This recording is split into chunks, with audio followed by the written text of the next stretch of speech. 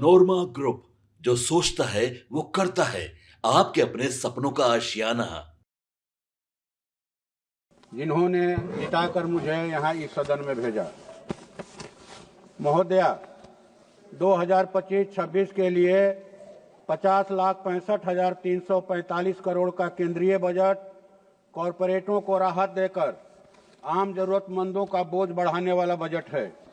महोदया, माननीय वित्त मंत्री जी ने इस सरकार का पहला आम बजट खाद्य वस्तुओं की बढ़ती महंगाई, रुके हुए आर्थिक विकास, घटते रोजगार, गिरता रुपया, आम जन की घटती क्रय शक्ति, किसानों के आंदोलन और विकासमान अर्थव्यवस्थाओं पर ट्रंप के अमेरिकी प्रशासन की धमकियों के बीच पेश किया है, जिसका ताजा उदाहरण अमेरिका द्वारा भारतीयों को घुसपैठिया कहकर हाथ में हथकड़ी और कमर में जंजीर डालकर खूंखार अपराधियों की तरह अपमानजनक तरीके से भारत भेजने की घटना है। महोदया, जनता एक ऐसा राहत देने वाला बजट चाहती थी जिसमें बढ़ रही आर्थिक विषमता कम हो और आम जनता की क्रय शक्ति बढ़े, लेकिन भाजपा सरकार ने पिछली गलतियां सुधारने के बजाय इस बार भी अमीर परस्त बजट पेश किया है। मध्यम वर्ग को आयकर में कुछ राहत मिली है, लेकिन मजदूरों, किसानों और आम मेहनतकश जनता को मुश्किल हालातों में ऐसे ही छोड़ दिया गया है, जो चिंताजनक है। उन्हें राहत देने के लिए आवश्यक उपभोक्ता सामग्री पर जीएसटी में कमी करने और जन कल्याणकारी योजनाओं में खर्च बढ़ाने की जरूरत को अनदेखा किया गया है। कॉरपोरेटों और अमीरों पर टैक्स बढ़ाने के लिए सरकार में राजनीतिक इच्छा शक्ति की कमी साफ तौर पर उजागर हो रही है। निजी क्षेत्र के लगातार बढ़ रहे मुनाफे के बावजूद सरकार की प्राथमिकता अमीरों पर टैक्स बढ़ाने की जगह जन कल्याण, सामाजिक, कृषि और ग्रामीण क्षेत्रों में खर्च कम करने की है। यह बिल्कुल जन विरोधी दिशा है। केंद्रीय योजनाओं पर सरकार ने पिछले साल बजट में घोषित मद से 93,978 करोड़ रुपए कम खर्च किए। प्रधानमंत्री आवास योजना और national rural drinking water mission पर पिछले साल घोषित राशि का मात्र 50% से भी कम खर्च किया गया। यही नहीं, मनरेगा, ग्राम सड़क योजना, अनुसूचित जाति के लिए स्कॉलरशिप आदि में भी घोषणा से कम राशि खर्च की गई। महिला स्वास्थ्य और बाल विकास पर पूरी आवंटित राशि खर्च नहीं की गई और उल्टे इनके बजट में भी कटौती कर दी गई है। इस साल के बजट में कृषि और किसान कल्याण विभाग का आवंटन घटा दिया गया है। खाद्य और जन वितरण विभाग के बजट में भी कमी की गई है। स्किल डेवलपमेंट और एंटरप्रेन्योरशिप के नाम पर पिछले बजट में काफी कुछ कहा गया, लेकिन इस मद में दिए गए 1435 करोड़ में से सरकार ने मात्र 669 करोड़ ही खर्च किए। स्वास्थ्य पर भी वास्तविक खर्च पिछले साल की गई घोषणा से कम रहा। आशा, आंगनबाड़ी, मिड डे मील व अन्य स्कीम वर्कर्स को नियमित करने और कम से कम न्यूनतम मजदूरी देने की मांग को फिर से नकार दिया गया है, जबकि पिछले दिनों गुजरात हाई कोर्ट ने इन्हें अस्थायी करने का फैसला दिया है। इसी तरह जग्गो बनाम भारत संघ मामले में सुप्रीम कोर्ट के हालिया फैसले में केंद्र सरकार से अस्थायी, आकस्मिक और अनुबंध के आधार पर श्रमिकों की भर्ती बंद करने और उचित व स्थिर रोजगार प्रदान करने के लिए कहा गया है। बजट में इस दिशा को लागू करने के लिए वित्तीय आवंटन तो दूर, कोई चर्चा तक नहीं की गई है। अस्थायी नौकरियों को लेकर कोई नीति घोषित नहीं की गई, जिससे बेरोजगारी की समस्या और गहराएगी। सरकार ने बीमा क्षेत्र में विदेशी निवेश को 100% तक बढ़ा दिया है, जबकि प्रधानमंत्री फसल बीमा योजना में आवंटन घटाया गया है। जाहिर है, देश के किसान और आम जन को बड़े निजी कॉरपोरेशनों की दया पर छोड़ा जा रहा है। सरकार ने पिछले साल पूंजीगत निवेश बढ़ाने की घोषणा कर खुद ही अपनी तारीफों के पुल बांधे थे, लेकिन अब सच्चाई सामने आ रही है कि घोषणा से 1,84,000 करोड़ रुपए कम खर्च किए गए हैं। इस बजट में जरूरी क्षेत्रों में खर्च न बढ़ाकर सरकार की गलत दिशा में जारी प्राथमिकताएं फिर से उजागर हुई हैं। आंकड़े स्पष्ट बता रहे हैं कि कुल बजट खर्च में दिख रही बढ़ोतरी का करीब 40% तो लिए गए कर्ज का अतिरिक्त ब्याज ताने में ही खर्च हो जाएगा, जबकि जरूरतमंद आम जन पर बोझ बढ़ता जा रहा है। वहीं जीएसटी व इनकम टैक्स की हिस्सेदारी कॉरपोरेट टैक्स से ज्यादा हो रही है। 2014-15 में कॉरपोरेट टैक्स से 4,49,000 करोड़ व आम जनता से 2,66,000 करोड़ रुपए टैक्स से प्राप्त हुआ। यह 2023-24 में क्रमशः 9,11,000 करोड़ एवं 10,45,000 करोड़ हो गए हैं। यह बजट मोदी सरकार की अपनी क्रोनी पूंजीपतियों और कॉरपोरेट क्षेत्र के पक्ष में जारी आर्थिक अराजकता को पुनः स्थापित कर रहा है।